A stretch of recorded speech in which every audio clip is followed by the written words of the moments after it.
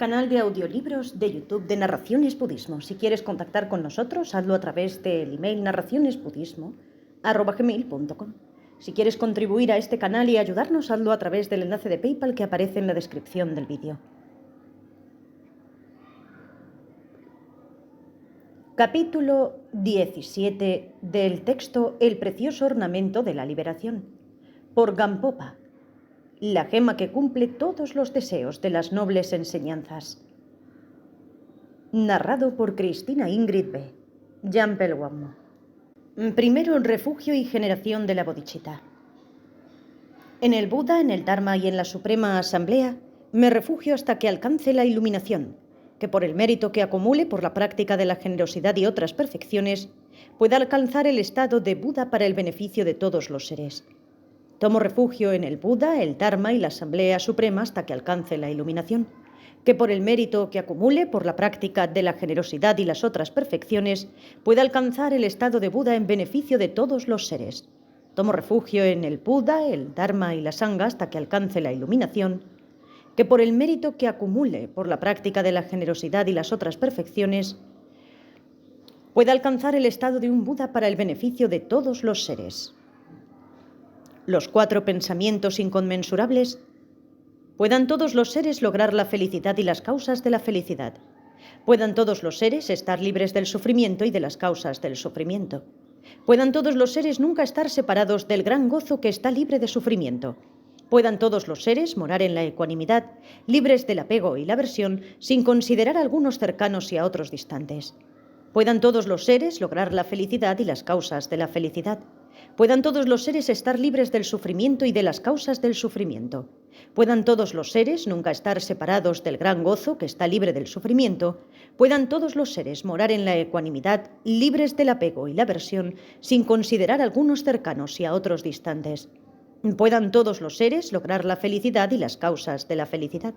Puedan todos los seres estar libres del sufrimiento y de las causas del sufrimiento. Puedan todos los seres nunca estar separados del gran gozo que está libre de sufrimiento. Puedan todos los seres morar en la ecuanimidad, libres del apego y la aversión, sin considerar a algunos cercanos y a otros distantes. Ofrenda del mandala. Esta base, perfumada y cubierta de flores, adornada con el monte Meru, los 4 continentes, el sol y la luna, la ofrecemos visualizándola como una tierra pura. Que todos los seres disfruten de las tierras perfectamente puras. Capítulo 17. La perfección de la sabiduría consciente. El resumen. Reflexión en las faltas y virtudes. Definición, clasificación, características de cada clasificación, qué hay que saber, qué hay que practicar y resultado. Estas 7 comprenden la perfección de la sabiduría consciente. A. Reflexión en las faltas y virtudes. Aunque usted tenga las prácticas desde la generosidad hasta la concentración meditativa, no alcanzará el rango de la omnisciencia si usted no tiene la perfección de la sabiduría consciente. ¿Por qué es así? Es como un grupo de gente ciega que no puede llegar a la ciudad de sus deseos sin un guía. Como se dice en el Prajnaparamita Samkhya-gata, si millones de billones de personas ciegas están sin un guía vidente, no conociendo el camino, ¿cómo pueden entrar a la ciudad? Sin sabiduría consciente, las 5 perfecciones ciegas, sin un guía, no podrán alcanzar la iluminación. Por otro lado, si usted posee la sabiduría consciente, entonces es como que un grupo de gente ciega entra a la ciudad con la ayuda de un guía. Así el cuerpo completo de la acumulación de virtudes, generosidad y las otras han sido llevadas al sendero de la budeidad. Como se dice en el Madhyamakavatara, tal como el grupo completo de gente ciega es fácilmente guiado al lugar de su elección, con la ayuda de uno que tiene ojos, asimismo la sabiduría consciente guía a las otras cualidades sin ojos a la victoria. Y el Prajnaparamita Samkhya-gata dice, habiendo comprendido plenamente, por medio de la sabiduría consciente, la naturaleza de los fenómenos, uno pasa perfectamente más allá de los 3 reinos. Si ese es el caso, la sabiduría consciente solo sería suficiente. ¿Por qué se necesita todos estos métodos de generosidad y los otros? Ninguno es suficiente por sí solo. El Bodhitapradipa se dice, el método sin la sabiduría consciente y la sabiduría consciente sin el método son ataduras. Por lo tanto, no abandone ninguno. ¿Dónde se está atascado si se practica el método y la sabiduría consciente separadamente?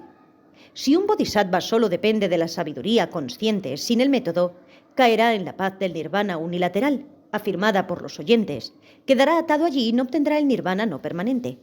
Más aún, usted quedará atado permanentemente allí, de acuerdo a las afirmaciones del sistema de los 3 vehículos. Incluso de acuerdo con la afirmación del sistema del vehículo único, Hinayana, uno estará ligado allí por 84.000 kalpas. Si uno depende solo del método, sin la sabiduría consciente, uno no cruzará más allá de ser una persona ordinaria e infantil. Por ello se permanece atado al samsara. El Aksayamati Paripachutra dice: puesto que la práctica de la sabiduría consciente sin el método lo atará a uno al nirvana, y la práctica del método sin la sabiduría consciente lo atará a uno al samsara, es necesario unificarlos.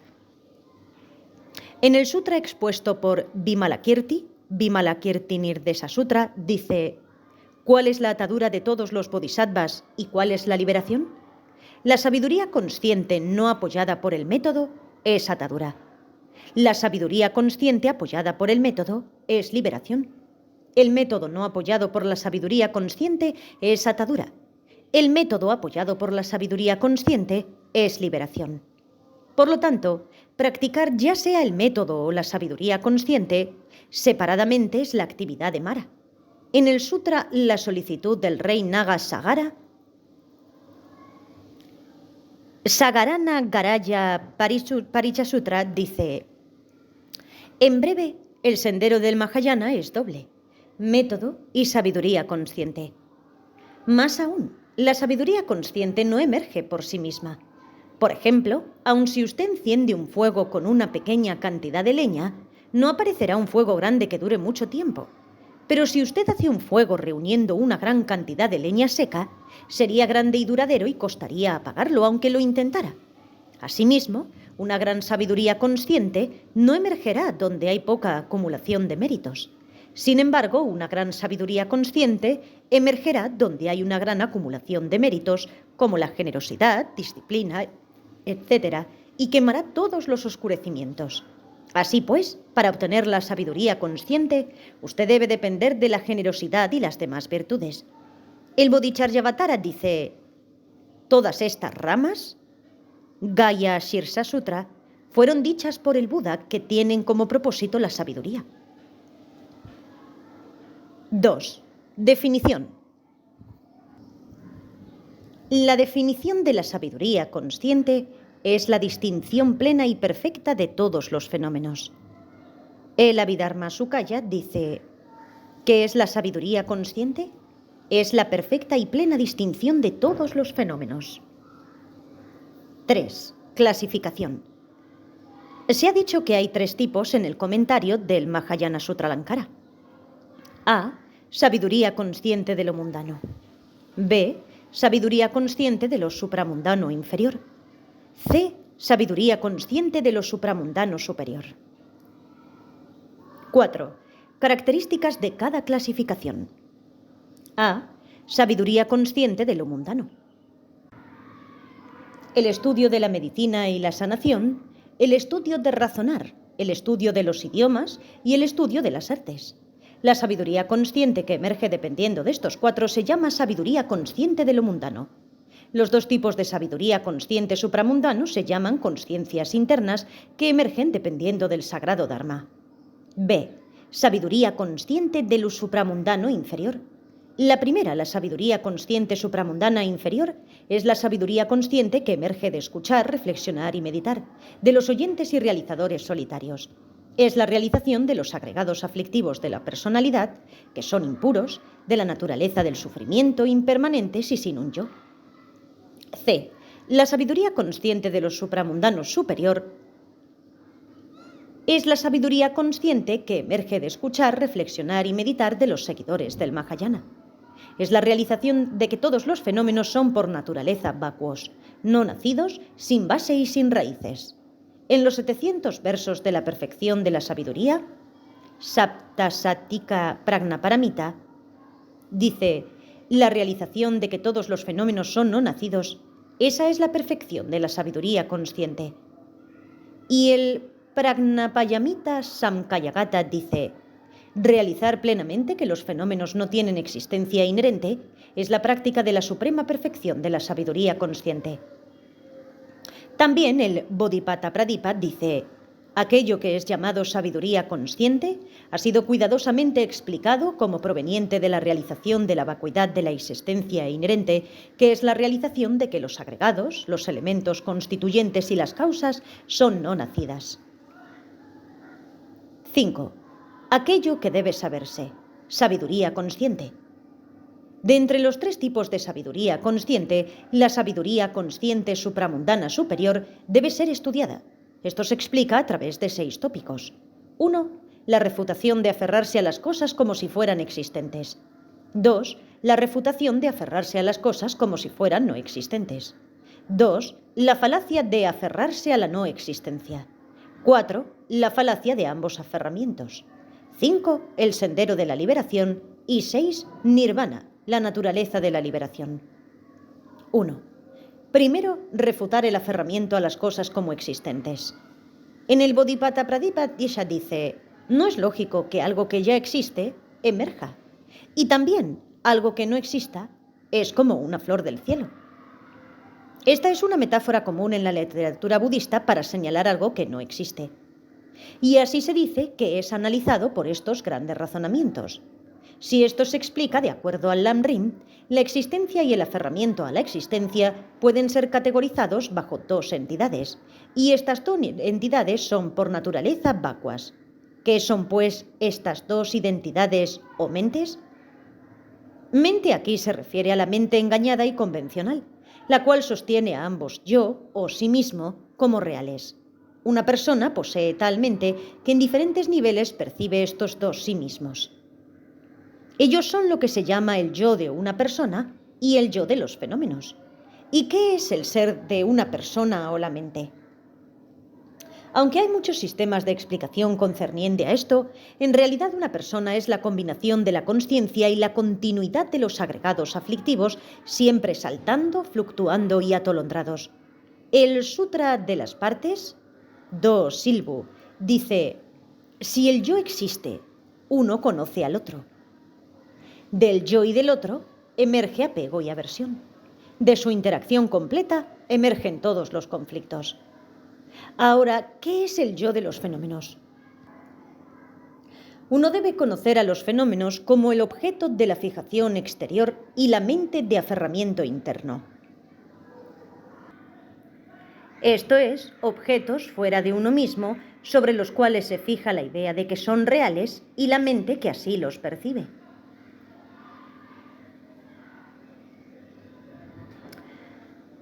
¿Por qué estos se llaman fenómenos?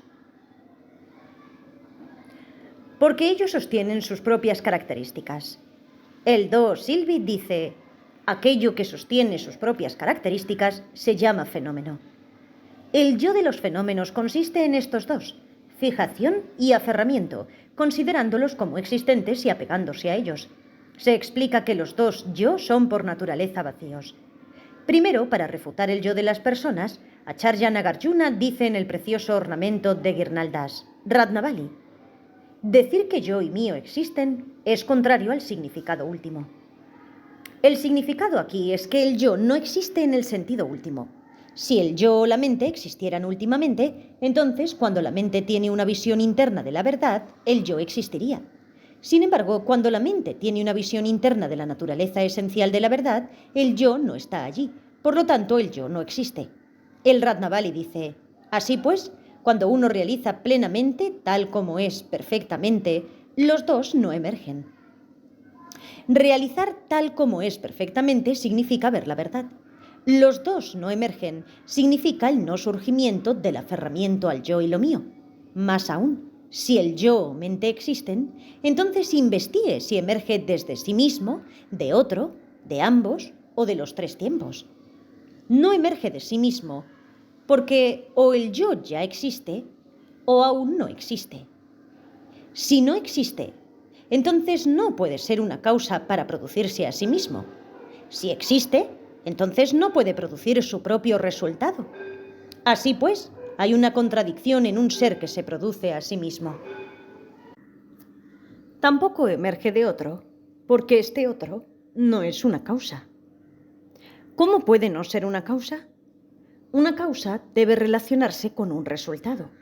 Hasta que no haya un resultado no es posible que se haya una causa. Cuando no hay causa, un resultado no emerge, como se demostró antes. En otras palabras, causa y efecto no son fenómenos separados, más bien surgen interdependientemente. El ser tampoco emerge de ambos. Ambos argumentos son falsos, como ya se explicó. El ser tampoco emerge de los tres tiempos. No emerge del pasado, porque el pasado es como una semilla podrida con su poder germinativo agotado. No emerge del futuro, puesto que eso sería como el niño de una mujer estéril. Tampoco emerge del presente, puesto que no sería apropiado por el que el productor y lo producido emerjan juntos. Por lo tanto, dice el Ratnavali, puesto que el yo no emerge de sí mismo, de otros, de ambos o de los tres tiempos, el aferramiento al yo está extinguido. No emerge significa que no es producido. O uno debería comprenderlo de este modo. Investigue eso que es llamado yo para ver si existe dentro del propio cuerpo, dentro de la mente o dentro del nombre. Este cuerpo es la naturaleza de los cuatro elementos. La solidez del cuerpo es la tierra.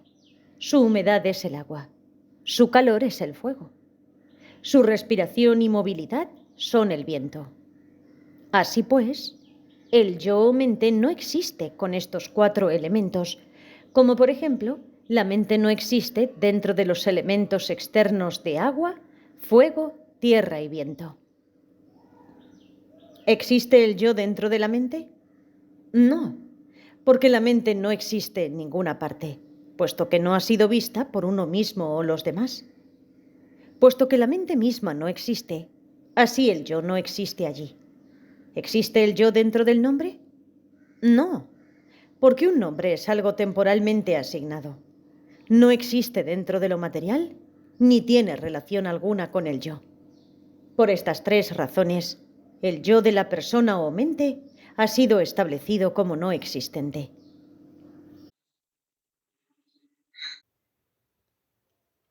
Hay dos tópicos para refutar el yo de los fenómenos.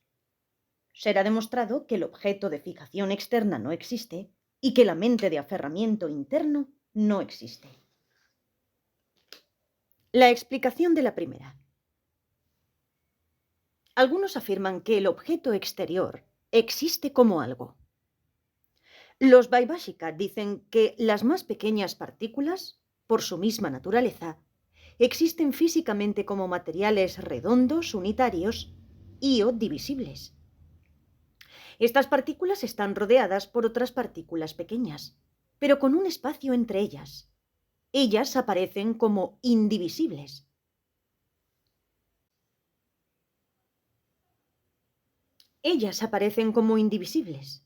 Como por ejemplo el pasto en un campo frondoso o la cola de un yak. Un campo verde y una cola son ejemplos de objetos que aparecen uniformes y sólidos, pero que sin embargo son producidos de muchas pequeñas partes. No se separan volando, sino que son mantenidas en unión por el karma de los seres sensibles. Así se ha dicho. El sistema Sautántrica dice que aunque hay partículas, ellas están rodeándose sin espacio, pero no se tocan.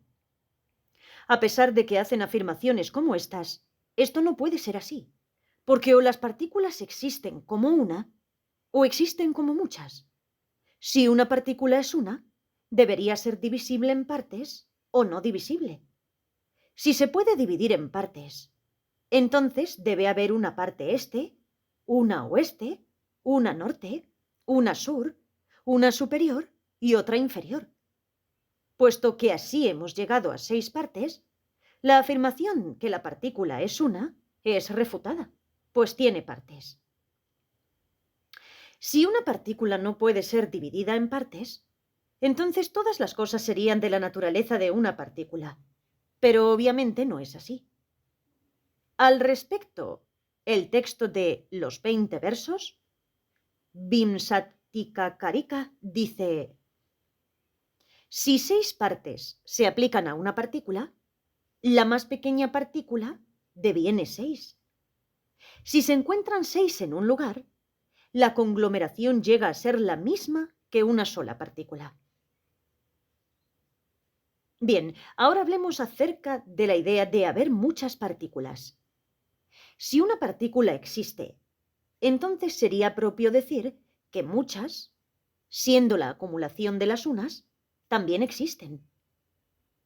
Pero cuando una partícula no existe, muchas tampoco pueden existir.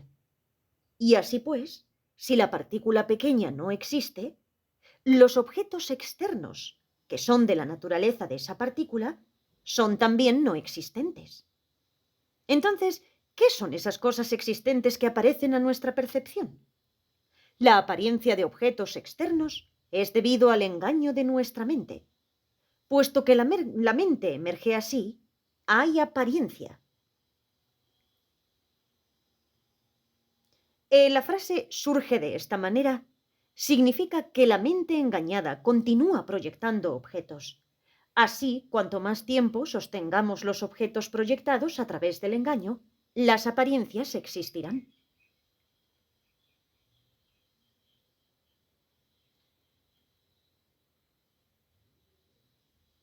Así pues, la apariencia de objetos externos es debido al engaño de nuestra mente. Puesto que la mente emerge así, hay apariencia. ¿Cómo podemos comprender que esto sea así? Uno lo puede comprender a través de las escrituras, del razonamiento y de los símiles. Primero la escritura. El Buddhavatamka Sutra dice: oh hijos del victorioso uno, los 3 reinos son solo mente. También en Lankavatara Sutra dice: la mente, que está agitada por las propensiones habituales, emerge como la apariencia de los objetos. Los objetos no existen realmente. Es la mente. Es un error ver los objetos como si fuesen externos. Razonamiento. El razonamiento nos convence de que la apariencia de los objetos externos es sólo la inventiva de una mente confusa, porque aquello que aparece y permanece no tiene existencia real. Es como los cuernos en un hombre o un árbol visualizando en meditación. Asimismo, puesto que lo que es no aparece, quiere decir, lo que es realidad genuina no se percibe de esta manera. Aquello que aparece ante nosotros es meramente debido al poder de las condiciones. Así pues, puesto que lo que es no aparece por los cambios, y esto quiere decir, los cambios se refiere a percepciones alteradas debido al poder de las prácticas meditativas. Puesto que lo que es no aparece por los cambios y por las diferentes proyecciones en la apariencia, seres de los 6 reinos perciben el mismo estímulo de manera muy diferente. Por ejemplo, lo que vemos como agua en el reino de los humanos y en el de los animales es experimentado como metal derretido en el reino del infierno, como pus en el reino de los espectros hambrientos y como ambrosía en el reino de los dioses. Así pues, puesto que lo que es no aparece por los cambios y por las diferentes proyecciones en la apariencia, por lo tanto estas apariencias son sólo confusión. Comprender a través del símil. Como símiles, estas apariencias son como sueños, ilusiones de un despliegue mágico y demás. Así se ha demostrado que los objetos de fijación externa no tienen existencia. Explicación de la segunda: que la mente de aferramiento interno es no existente. Algunos realizadores solitarios y la escuela Yogacara de solamente afirman que la mente de aferramiento interno existe realmente como autoconsciencia y autoiluminación. Aunque se afirma eso, hay tres razones por las cuales no existe. A. La mente no existe cuando se la examina a través de la momentaneidad. B. La mente no existe puesto que no ha sido vista por nadie.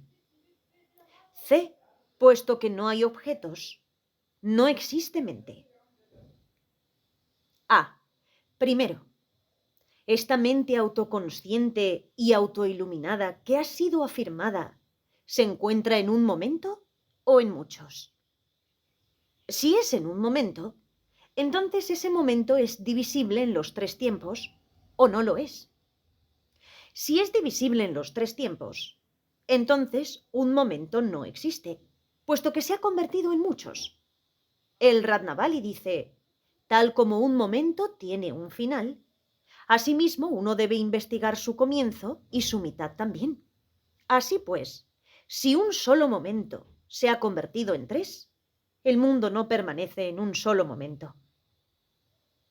Sin embargo, si un momento no tiene la división de los tres tiempos, entonces ese momento llega a ser no existente.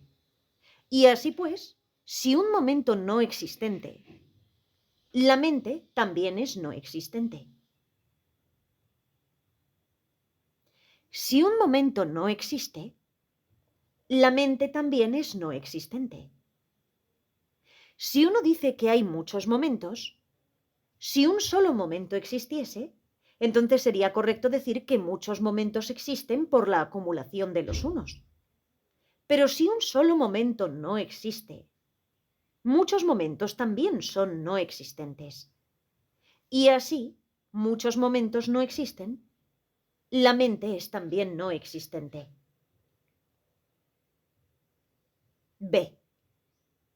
Ahora para explicar el segundo punto, que la mente no ha sido vista por nadie, busque la así llamada mente y vea si permanece en lo externo, interno o entre arriba y abajo. Investigue bien qué tipo de forma o color tiene. De esta manera, busque hasta que tenga certeza. Busque de acuerdo a las enseñanzas de su maestro en cómo variar su observación y demás. Si usted no la ha encontrado o visto a través de todos los medios de búsqueda, entonces no hay ni un solo signo de una cosa para ver, ni un color. No es que no haya encontrado o visto algo que existe. El buscador mismo, lo buscado y la búsqueda están más allá del objeto del intelecto. Están más allá de la expresión, del pensamiento y del conocimiento. Por lo tanto, no es vista, aunque sea buscada en todas partes. En el Sutra de la Solicitud de Kashyapa, Kashyapa Parivarta Sutra, dice: Kashyapa, la mente no es vista dentro, afuera o en medio.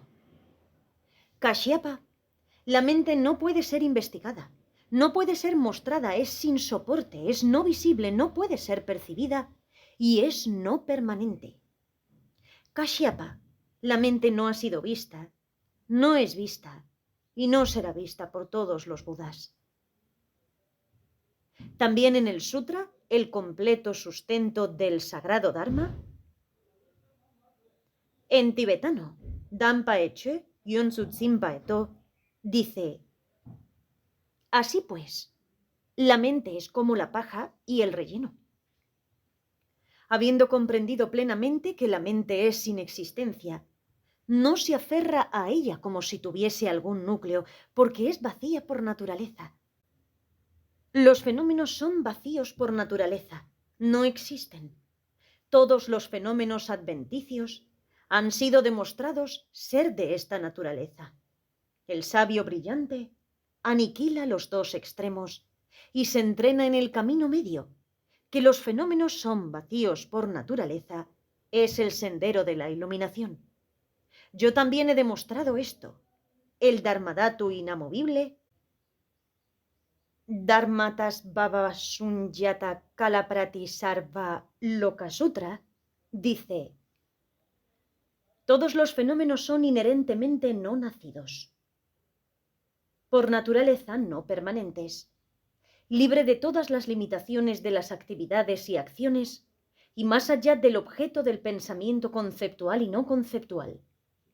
Por lo tanto, puesto que la mente no ha sido vista por nadie, no hay beneficio en decir que es autoconsciente y autoiluminada.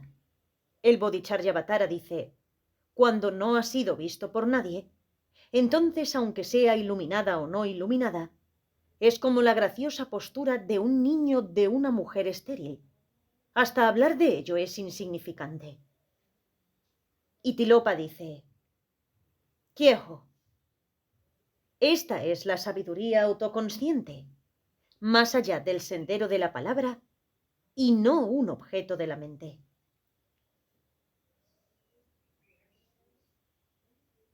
C. Explicación de la tercera.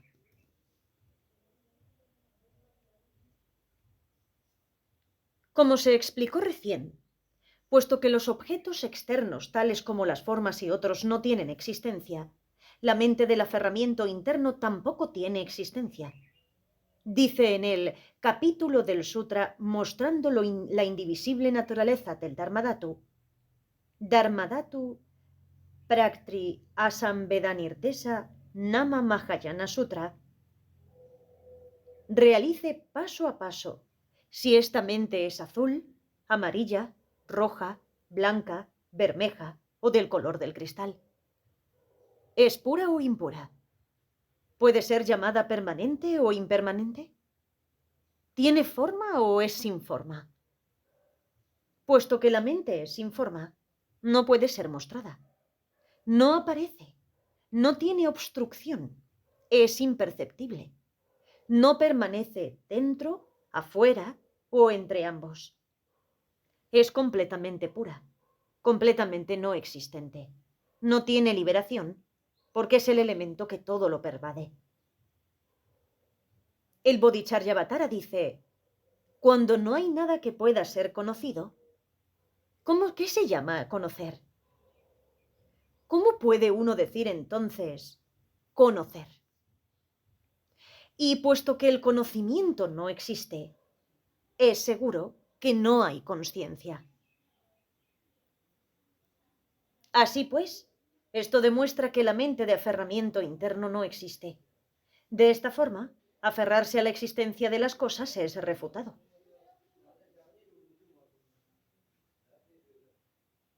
2.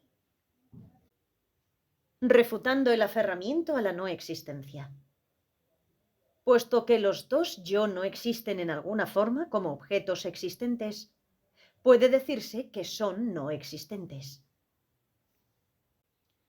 Sin embargo, no son no existentes tampoco.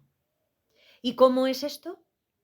Porque los dos yo o la mente solo puede decirse que es no existente si hubiese existido previamente y luego dejado de existir. Sin embargo, puesto que los fenómenos que son llamados los dos yo o mente no han tenido desde el mismo comienzo una existencia inherente, ellos están más allá de los extremos de existencia y no existencia. Saraja dice: aferrarse a la existencia es como el ganado. Aferrarse a la no existencia es aún más estúpido.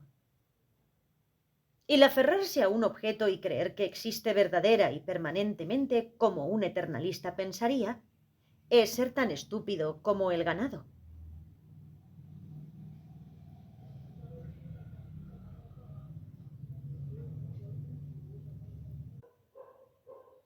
El Lankavatara Sutra dice: las cosas externas no existen ni no existen.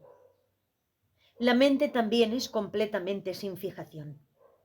Haber abandonado todas las visiones es la característica de no emerger.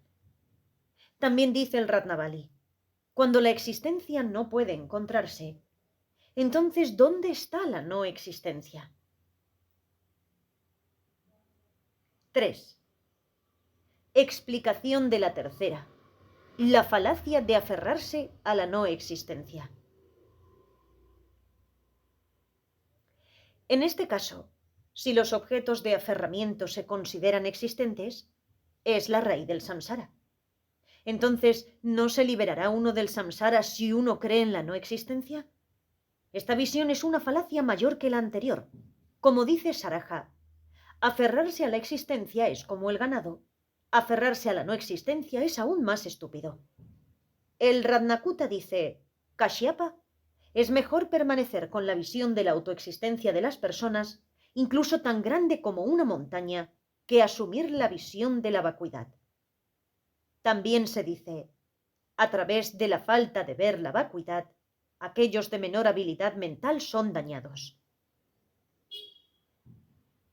El Mulamadhyamakakarika dice, se ha dicho que no es posible sanar a aquellos que sostienen la visión de la vacuidad. ¿Por qué son incurables? Por ejemplo, cuando se le da un purgante a un enfermo, cuando la medicina y la enfermedad se han eliminado, el paciente está curado. Sin embargo, si la enfermedad se ha purgado pero la medicina permanece indigerida, el paciente será incurable y morirá. Asimismo, la visión de la existencia puede ser descartada meditando en la vacuidad, pero viendo la vacuidad y aferrándose a ella, el poseedor de la vacuidad llegará a ser nada y enfrentará los reinos inferiores. Dice el Ratnavali, el creyente en la existencia emigra a reinos más felices, mientras que el que cree en la no existencia emigra a los inferiores. Comparado a lo anterior, esta última es una falacia mayor.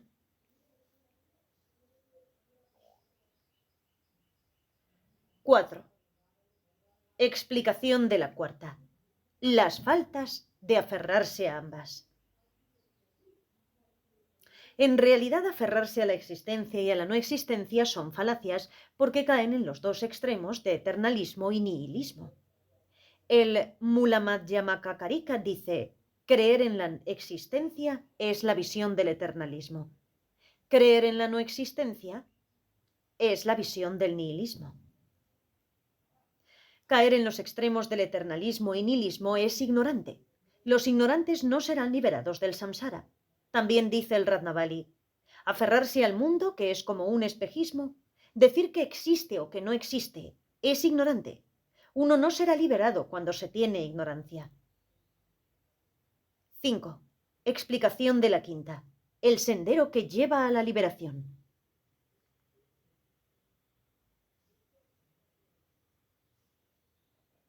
Entonces, ¿cómo se liberará uno? Uno será liberado por el sendero que no permanece en los dos extremos. Dice el Ratnavali, realizar plenamente el camino perfecto, esto es, realizar que todos los fenómenos son no surgidos desde el comienzo, liberará por no permanecer en los dos extremos. Ambos extremos son el eternalismo y el nihilismo. Y por lo tanto, no apoyarse en los dos extremos es liberación. Por ello, el Mulamadhyamakakarika dice, por esa razón, el sabio no permanece ni en la existencia ni en la no existencia. Si uno se pregunta cuál es el medio que evita los dos extremos, el Ratnakuta dice, Kashyapa, si tú preguntas cuál es el camino correcto para que un bodhisattva aplique el Dharma, es de esta forma. Es el sendero medio de examinar perfectamente todos y cada uno de los fenómenos. Kashyapa, si tú preguntas cuál es este sendero medio, es la examinación de todos y cada uno de los fenómenos. Aplícalo a ti mismo de esta manera. Kashyapa, permanencia es un extremo. Impermanencia es el otro extremo. Aquello que se llama el medio entre estos dos extremos no puede ser investigado, no puede ser mostrado, no aparece, es imperceptible. Kashyapa, aquello que se conoce como el sendero medio, es el examen perfecto e individual de todos y cada fenómeno. Kashyapa, aquello que se llama yo, es un extremo. Aquello que se llama no yo es el otro extremo. Y asimismo Kashyapa, aquello que se llama samsara es un extremo y nirvana es el otro extremo. Aquello que se llama el medio entre los dos extremos no puede ser investigado, no puede ser mostrado ni aparece, es imperceptible. Kashyapa, aquello que se conoce como el sendero medio, es el examen perfecto e individual de todos y cada fenómeno. Shantideva dice, la mente no está dentro ni fuera. Tampoco puede encontrarse en ningún otro lugar. No está mezclada con nada ni tampoco está aparte. Porque esta mente no es ni la más mínima cosa, la naturaleza de los seres sensibles es el nirvana. Por lo tanto, no tener conceptos acerca de los dos extremos es lo que se llama el camino medio. Sin embargo, el camino medio mismo no puede ser examinado. En realidad está libre de ser aferrado como un objeto. Está más allá de la conceptualización. Atisha dice, más aún, la mente del pasado ha cesado y perecido. La mente del futuro no ha nacido ni surgido. La mente del presente es muy difícil de examinar porque es sin color y sin forma como el cielo. El Abhisamayalankara dice, no está en este lado ni en el otro lado, ni entre medio de los dos. Porque se la conoce como siendo la misma en todo momento, se la ha llamado la perfección de la sabiduría consciente. 6. Explicación del sexto. Que la naturaleza de la liberación es la naturaleza del nirvana. Si todos los fenómenos del samsara son ni existentes ni no existentes, entonces ¿es el nirvana algo existente o algo no existente? Algunos que objetivizan piensan que el nirvana es algo existente, pero no es así. El Ratnavali dice, si el nirvana no es no existente, ¿cómo puede ser existente? Si el nirvana fuera algo existente, entonces debería ser algo compuesto. Si fuera algo compuesto, eventualmente perecería. El Mulamadhyamakakarika dice, si el nirvana fuera algo existente, sería compuesto y demás. Pero también no es no existente. Se dice en el mismo trabajo, no es algo no existente. ¿Qué es entonces? El completo agotamiento de todos los pensamientos que se aferran a la existencia y a la no existencia. El nirvana está más allá de la conceptualización y es inexpresable. Dice el Ratnavali, la finalización de aferrarse a la existencia y a la no existencia es lo que se llama nirvana.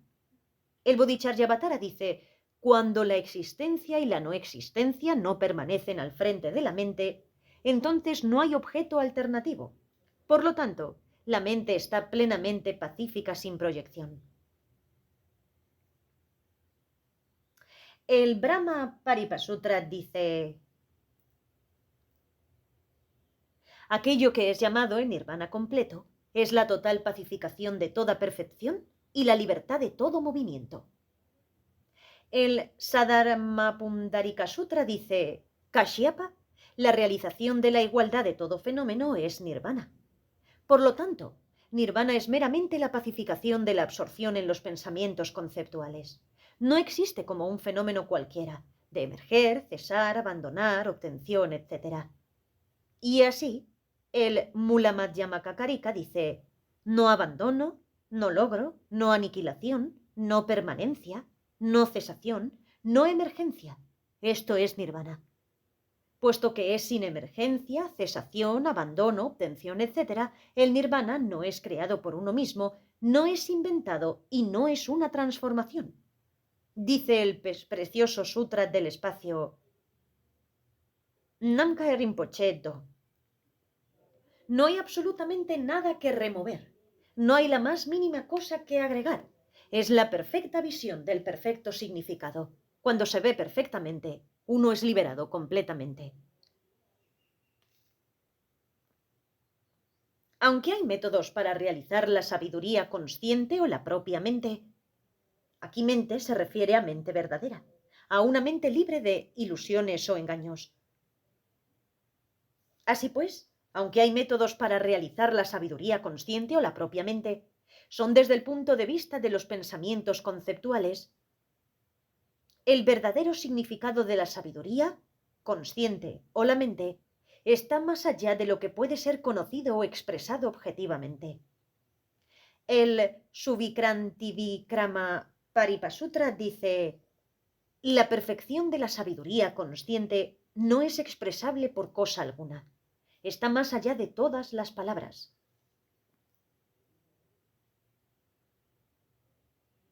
En la plegaria de la madre de Rajula dice: homenaje a la madre de todos los victoriosos de los tres tiempos. La perfección de la sabiduría consciente, silenciosa, impensable, inexpresable, no nacida, incesante, la naturaleza del espacio, autoconsciente sabiduría primordial. Esto concluye la explicación de lo que debe ser comprendido respecto a la sabiduría consciente. 6. ¿Qué debe practicarse respecto a la mente o sabiduría consciente? Si todos los fenómenos son vacuidad, ustedes pueden preguntar si es necesario practicar aquello que ya han comprendido. Por ejemplo, aunque el mineral de plata es de la naturaleza de la plata, hasta que el mineral se derrita, la plata no aparece. Si uno desea plata fundida, uno debe fundir el metal. Asimismo, todos los fenómenos son desde su comienzo de la naturaleza de la vacuidad, libre de toda elaboración. Pero puesto que hay la aparición de varias cosas a los seres sensibles y la experiencia de varios sufrimientos, esta sabiduría debe ser comprendida y practicada. Por lo tanto, uno debe comprender como se explicó antes y practicar. Hay 4 etapas: las preliminares, equilibrio, el estado posmeditativo y los signos de la práctica. El paso preliminar es instalar la mente en su estado natural. ¿Y cómo se estabiliza? En los 700 versos de la perfección de la sabiduría, Saptasika Prajnaparamita dice: un hijo o hija de familia noble debe mantener un asiento en soledad, debe encontrar gozo en un lugar libre de perturbaciones y sentarse en la posición del loto completa sin dejar que la mente se preocupe de todos los signos y demás. Uno debe seguir de acuerdo a las preliminares del Mahamudra. Luego, para todos los métodos del equilibrio, uno debe también seguir la instrucción del Mahamudra. Uno debe dejar la mente libre de esfuerzo, sin ninguna conceptualización de existencia, no existencia, aceptación o rechazo. Deja la mente libre de esfuerzo. Respecto a esto, dice Tilopa: no pondere, piense o conozca. No medite o examine, deje la mente para sí misma. También respecto a la forma de descansar una mente fatigada: escucha, hijo, tú estás conceptualizado. Aquí el yo no está amarrado ni liberado. Por lo tanto, quiejo, descansa de tu fatiga libremente, sin dispersión ni invención. Nagarjuna también dice: tal como la mente de un elefante se calma luego de ser entrenada a sí mismo, cesando todo ir y venir, uno se relaja naturalmente. Realizando esto, ¿qué dharma necesito? Y también dice: no conceptualicen en ninguna parte y no piensen nada. No hagan construcciones artificiales, descansen sueltos y naturales. La no invención es un tesoro natural no nacido, el lugar donde todos los victoriosos de los 3 tiempos han ido. Shabari dice: no vean faltas en ninguna parte, no practiquen ninguna cosa, no deseen calor, signos, etc. Aunque la no meditación ha sido enseñada ya, no caigan bajo el poder de la pereza e indiferencia. Continuamente practiquen la atención. En Logrando el significado de la meditación, Gomdom Rupa dice: en el momento de la meditación no mediten absolutamente en nada. Lo que se llama meditación es solo una designación. Sharaja también dice: si hay apego en cualquier parte, suéltelo. Donde hay realización, todo es eso. Más allá de esto no hay nada para ser comprendido por nadie. Y Atisha dice: es profunda y libre de elaboración, es luminosa e increada, no nacida, incesante y pura desde el comienzo, la esfera omnipenetrante del Dharma, que es de la naturaleza del Nirvana, sin centro ni orilla, no puede ser conceptualizada por el ojo sutil de la inteligencia, Por lo tanto, debe ser vista sin descuido, excitación o penumbra. Y la esfera omnipenetrante del Dharma está libre de elaboración. Ponga la mente ahí libre de elaboraciones. Colocando la mente de esta forma, es el método inequívoco de practicar la sabiduría consciente. Más aún, el Saptasatika Prajnaparamita dice: donde no hay aceptación, aferramiento ni rechazo a los fenómenos, hay meditación en la perfección de la sabiduría consciente. Donde no hay permanencia de ninguna especie, hay meditación en la perfección de la sabiduría consciente. Donde no hay conceptualización ni objetificación, hay meditación en la perfección de la sabiduría consciente. En los 8000 versos de la perfección de la sabiduría, Astajasrika Prajnaparamita dice: meditar en esta perfección de la sabiduría consciente es no meditar en ningún fenómeno. Y del mismo sutra, meditar en la perfección de la sabiduría consciente es como meditar en el cielo. Si nos preguntamos qué es meditar en el cielo, el mismo texto dice: el cielo no tiene pensamiento conceptual. La perfección de la sabiduría consciente no tiene pensamiento conceptual. El Prajnaparamita Samkhayagata dice: no conceptualizar ni en la emergencia ni en la no emergencia. Es la práctica suprema de la perfección de la sabiduría consciente. Acharya Vagisvara también dice: no piensen en ello en lo que pueden pensar y no piensen en aquello en lo que no pueden pensar. Cuando uno no piensa en ninguno de los dos, lo pensable e impensable, se verá la vacuidad. Si uno se pregunta cómo puede verse la vacuidad, se dice en el sutra alcanzando el Dharmadhatu, Dharmasangitis Sutra. Cuando se ve la vacuidad, no hay visión. Y el exaltado uno, no viendo todos los fenómenos, ve perfectamente. Y, habiendo visto absolutamente nada, es ver la mismidad. En la pequeña verdad del camino medio, Uma Denchun dice: no ver es ver, tal como se ha dicho en los sutras muy profundos. El Prajnaparamita Samkhayagata dice: algunos seres sensibles dicen que ellos vieron el cielo. Sin embargo, ¿cómo puede verse el cielo? Examine el significado de esto. Asimismo, el Tathagata ha mostrado esta forma para ver todos los fenómenos. En el estado postmeditativo, todo debe verse como una ilusión mágica, y la acumulación de mérito, generosidad y las demás deben ser reunidas con la mejor de nuestras habilidades.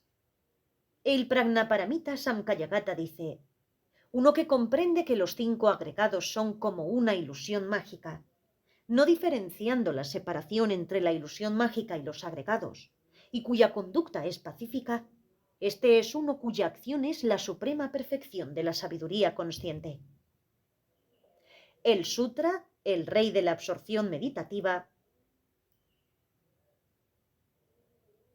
dice: los magos crean varias formas, tales como caballos, elefantes, carros y demás. Ellos no tienen fijación por lo que sea que aparece, y asimismo deben ser comprendidos todos los fenómenos. En la práctica de la vacuidad, Tattva Prakasa dice: aunque uno pueda tener consciencia de la atención acerca de pensamientos no conceptuales, la acumulación de méritos no debe discontinuarse. Y así pues, cuando uno se acostumbra a esto, el equilibrio y el estado posmeditativo se hacen indiferenciados y se estará libre de arrogancia. Se dice así: no hay la arrogancia de que yo estoy en equilibrio o yo surjo de eso. ¿Por qué? Porque la naturaleza de los fenómenos ha sido completamente comprendida. Y así pues, el mérito de permanecer por solo un momento dentro del estado de la verdad última, la vacuidad, la perfección de la sabiduría consciente, es ilimitadamente mayor que leer o escuchar el Dharma por kalpas o practicar las raíces de la virtud, generosidad y las demás. En Enseñanzas de la Vacuidad dice Shariputra: si uno medita en la estabilización meditativa de la vacuidad por solo el momento que dura un chasquido de los dedos, se desarrolla más grande mérito que para aquel que escucha el Dharma por un kalpa. Shariputra, puesto que esto es así, uno debe instruir honestamente a otros en la estabilización meditativa de la vacuidad. Shariputra, todos aquellos bodhisattvas que se ha predicho que serán budas, habitan solo dentro de esta estabilización meditativa. El Sutra del Incremento de la Gran Realización dice: si uno entra en tal concentración meditativa por un momento, tiene mayor beneficio que proteger las vidas de los seres en los tres reinos. El Sutra La Gran Proyección sobre la Coronilla dice: hay gran mérito en meditar acerca del significado del Dharma por un solo día que en escuchar y reflexionar sobre las enseñanzas por muchos kalpas. Esto es porque uno está separado del sendero de nacimiento y muerte.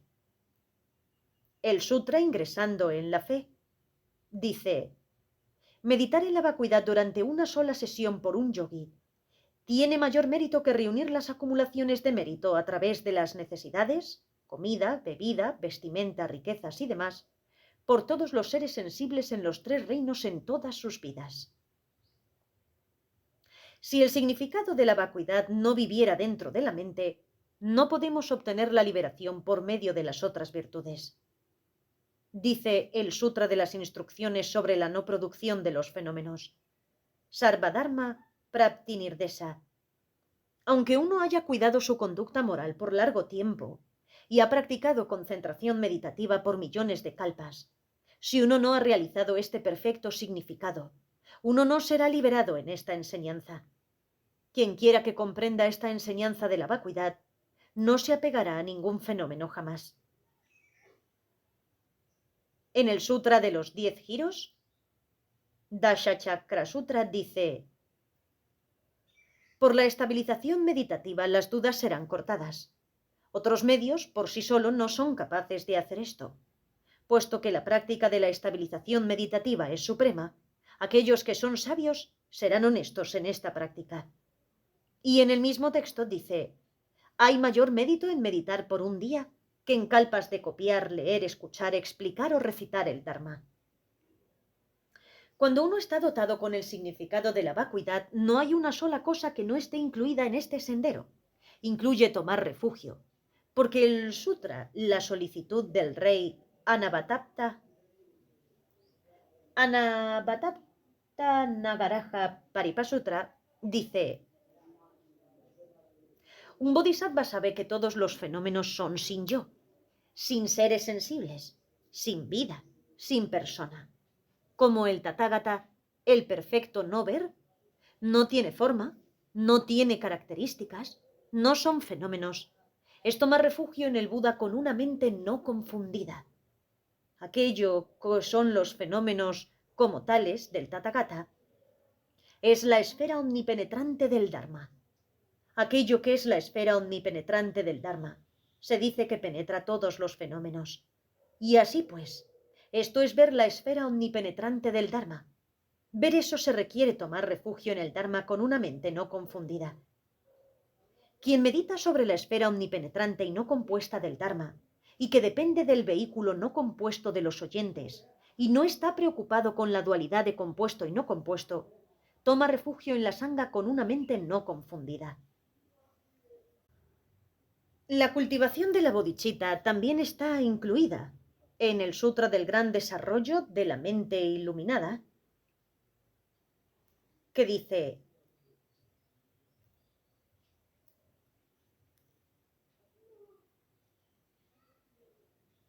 Kashyapa, todos los fenómenos son como el espacio, sin características. Son la completamente pura, clara luz desde el comienzo. Esto es lo que se dice de cultivar la bodhicitta. La visualización de la deidad y la recitación de mantras también se dice que están completos cuando la realización de la vacuidad, existe. Dice el Hevagra Tantra. No hay meditación ni meditador. La deidad no existe y los mantras tampoco tienen existencia. En la naturaleza libre de toda elaboración, viven perfectamente todas las deidades y sus mantras. Vairochana, Akshobhya, Amogashidi, Ramnasambhava, Amitabha, Vajrasattva. En el Tantra, la continuidad de la gran y gloriosa unión de los Budas con las perfectas Dakinis, dice, la realización no emergerá de las imágenes de yeso y esas cosas. Sin embargo, si uno hace esfuerzos enérgicos en la bodhicitta, de eso el yogi se convertirá en la deidad. El gran secreto de la cúspide del diamante del Yogatantra dice, la característica de todos los mantras es la mente de todos los Budas, porque es el método de realizar la esencia de los fenómenos. La característica de los mantras se explica como siendo dotados correctamente con la esfera omnipenetrante del Dharma. Hacer rituales de ofrendas de fuego también se incluye en esto. Dice el Tantra, el rey del néctar secreto. ¿Por qué se realiza el ritual de ofrenda de fuego? El ritual de ofrenda de fuego se realiza porque quema el pensamiento conceptual y otorga la realización última. Quemar madera y otras sustancias no es ritual de ofrenda de fuego verdadero. Hasta el sendero, las 6 perfecciones, está completo en esto. El Sutra de la absorción meditativa como un diamante, Vajra Samadhi Sutra, dice, cuando uno no se ha movido de la vacuidad, las 6 perfecciones están incluidas. El Sutra de la solicitud de Brahma Visesanti dice, no pensar en generosidad, no vivir en diferenciación, es ética moral. No distinguir, es paciencia. Libertad de aceptación y rechazo, es perseverancia. El desapego es concentración meditativa. Pensamiento no conceptual es sabiduría consciente. El Sutra de la esencia de la tierra dice, el sabio que medita en la vacuidad de los fenómenos no permanece en ni es mantenido por todo el mundo. No permaneciendo en toda la existencia, él guarda la perfecta y virtuosa ética moral. El mismo Sutra dice, todos los fenómenos son de un solo sabor, puesto que la vacuidad es sin características. La mente no permanece en ni se apega a nada. Esta paciencia será grandemente beneficiosa. El sabio, habiendo comenzado a actuar con perseverancia, deja todos los apegos a un lado. Su mente no permanece en ni está apegada a nada en absoluto. Esto se llama el campo, perfectamente meritorio. Para el beneficio y felicidad de todos los seres sensibles, se practica la estabilización meditativa y se deja abajo la pesada carga. Remover completamente todas las aflicciones es la característica del perfectamente sabio. Hacer postraciones está también incluido en esto. En el Sutra del Precioso Cielo dice, tal como el agua vertida en el agua, como la mantequilla batida en la mantequilla, poder ver perfectamente esta sabiduría primordial autoconsciente por uno mismo es hacer postraciones.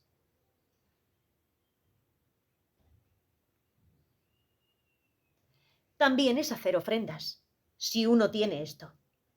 El Sutra del Encuentro entre Padre e Hijo dice, uno que se apoya sobre la vacuidad de los fenómenos y aspira al campo de Buda es una ofrenda para el Maestro, y esta es la ofrenda insuperable.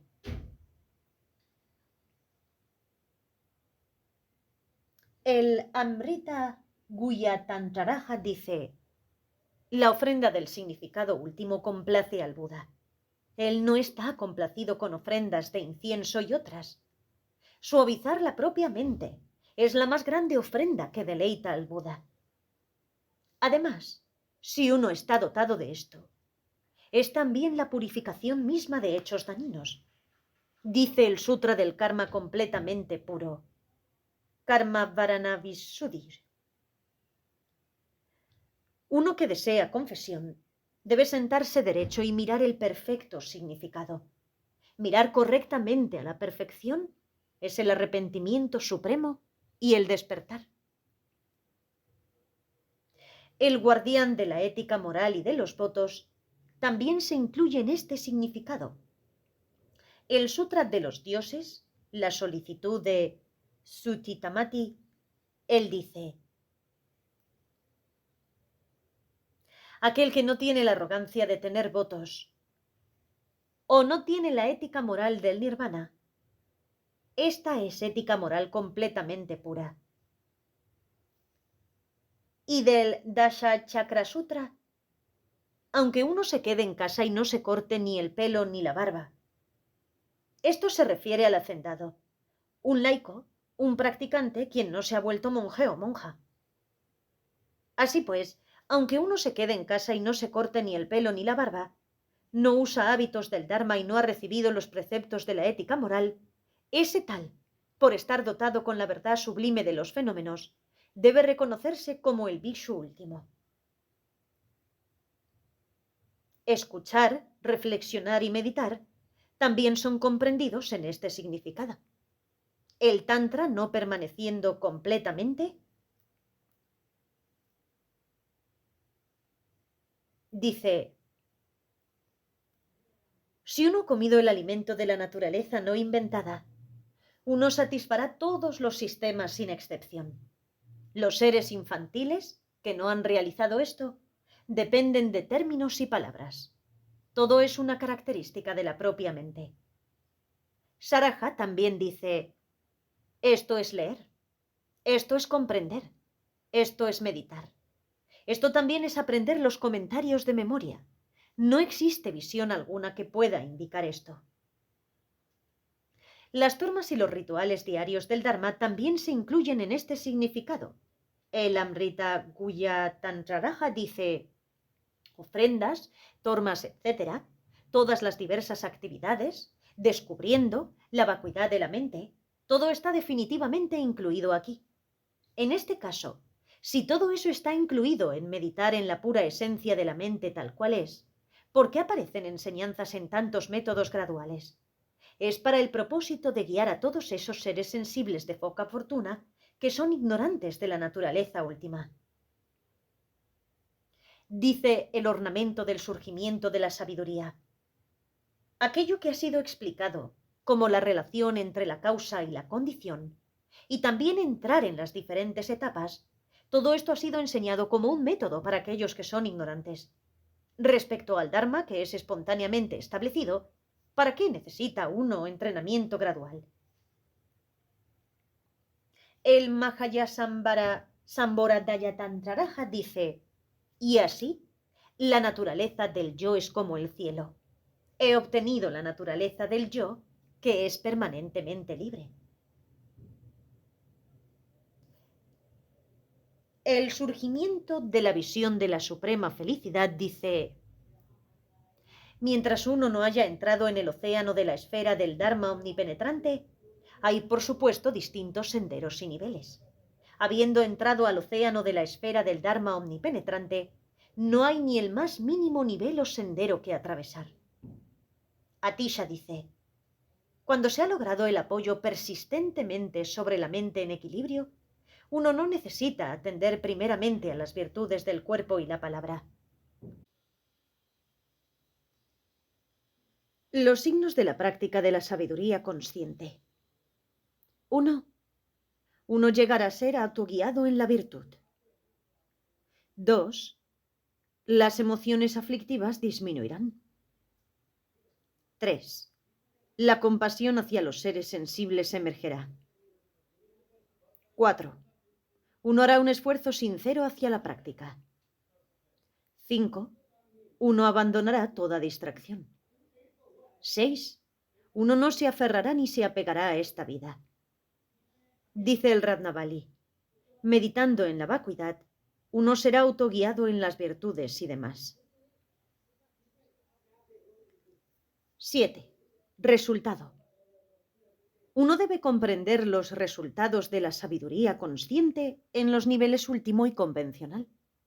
El resultado último es la obtención de la iluminación insuperable. El Saptasatika Prajnaparamita dice: Manjushri, si uno practica la perfección de la sabiduría consciente, ese gran bodhisattva rápida, completa y perfectamente despertará en la iluminación insuperable, plena y perfecta. El resultado convencional es que toda la felicidad y fortuna llegarán.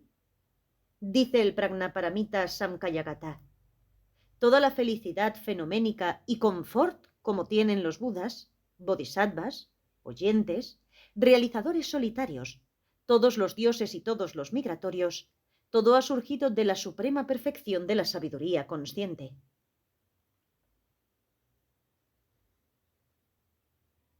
Este es el 17º capítulo que trata de la perfección de la sabiduría consciente de la obra El precioso ornamento de la liberación, la gema que cumple todos los deseos de las nobles enseñanzas.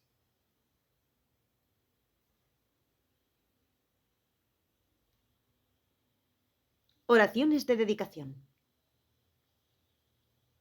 Que la preciosa bodichita nazca donde no ha nacido aún, y que la que haya nacido ya se incremente y crezca más y más. Que la visión de la vacuidad nazca donde no haya nacido aún, y que la que haya nacido ya se incremente y crezca más y más. En la tierra de las nieves, tú eres la fuente de toda bondad y felicidad. Poderoso Chenresi Tenzin Gyatso, que tus pies permanezcan estables hasta el fin de la existencia. Así como el héroe Manjushri logró la omnisciencia y también Samantabhadra, yo dedico también toda raíz de virtud para que pueda practicar la conducta excelente. Así como los budas de los 3 tiempos elogiaron la dedicación como suprema, yo también dedicaré por completo todo este mérito para que pueda realizar buenas obras. Como la única fuente de beneficio y gozo, que las enseñanzas permanezcan en este mundo indefinidamente y que aquello de supremo renacimiento, quienes portan el precioso Dharma, tengan vidas largas y firmes como estandartes de victoria. Que todos los seres, que en todo lugar, que estén atormentados por sufrimientos físicos y mentales, obtengan un océano de felicidad y alegría debido a estos méritos. Que ningún ser sufra, que no cometa acciones negativas ni caiga enfermo, que nadie tenga miedo o sea despreciado, ni tenga una mente abrumada por la depresión. Que los ciegos vean formas y los sordos oigan sonidos, que aquellos cuyos cuerpos están agotados por el esfuerzo se recuperen al encontrar reposo. Que los desnudos encuentren ropa, los hambrientos comida, que los sedientos encuentren agua y bebidas deliciosas, que los pobres encuentren riqueza, que los débiles por la pena encuentren alegría, que los desesperados encuentren esperanza, felicidad constante y prosperidad. Que las lluvias caigan en el momento adecuado y haya cosechas abundantes. Que todas las medicinas sean efectivas y las oraciones positivas tengan frutos. Que todos los enfermos se liberen rápidamente de sus dolencias. Que todas las enfermedades que afligen a los seres desaparezcan para siempre. Que los atemorizados dejen de tener miedo. Que los cautivos sean liberados, que los débiles consigan poder y que todos piensen en beneficiarse unos a otros. Mientras exista el espacio, mientras existan los seres, mientras tanto, pueda yo permanecer para ayudar a aliviar los sufrimientos en el mundo.